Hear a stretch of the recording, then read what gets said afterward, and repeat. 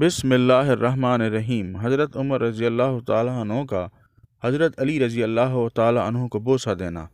ایک آدمی پریشان روتا ہوا امیر المومنین حضرت عمر کی خدمت میں حاضر ہوا اور سخت آواز میں پکار کر کہنے لگا، یا امیر المومنین میری مدد فرمائیں، یا امیر المومنین میری مدد فرمائیں۔ حضرت عمر نے متحیر ہو کر فرمایا، ارے کس کے خلاف تیری مدد کروں؟ اس آدمی نے حضرت علی کو اپنی نظر کا نشانہ بناتے ہوئے کہا، اس آدمی کے خلاف جو آپ کے برابر بیٹھا ہوا ہے۔ حضرت عمر نے حضرت علی کی طرف دیکھا، پھر فرمایا، اے ابو الحسن اٹھو اور اپنے فریق کے برابر بیٹھ جاؤ۔ حضرت علی اٹھے اور اپنے فریق مخالف کے برابر بیٹھ گئے۔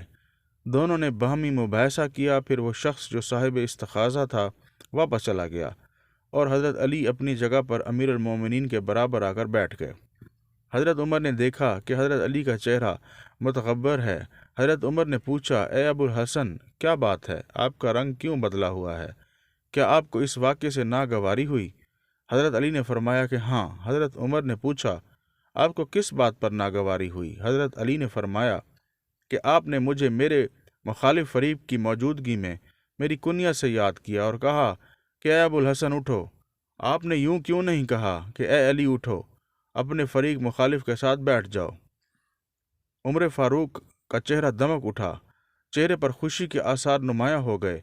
حضرت علی کو گلے لگایا اور یہ کہتے ہوئے ان کو بوسہ دینے لگے، میرے باپ تم پر فدا ہوں، تمہاری وجہ سے ہی اللہ تعالیٰ نے ہمیں ہدایت عطا فرمائی اور تمہاری وجہ سے ہی اللہ تعالیٰ نے ہم کو اندھیروں سے نکال کر روشنی عطا فرمائی۔ جزاک اللہ۔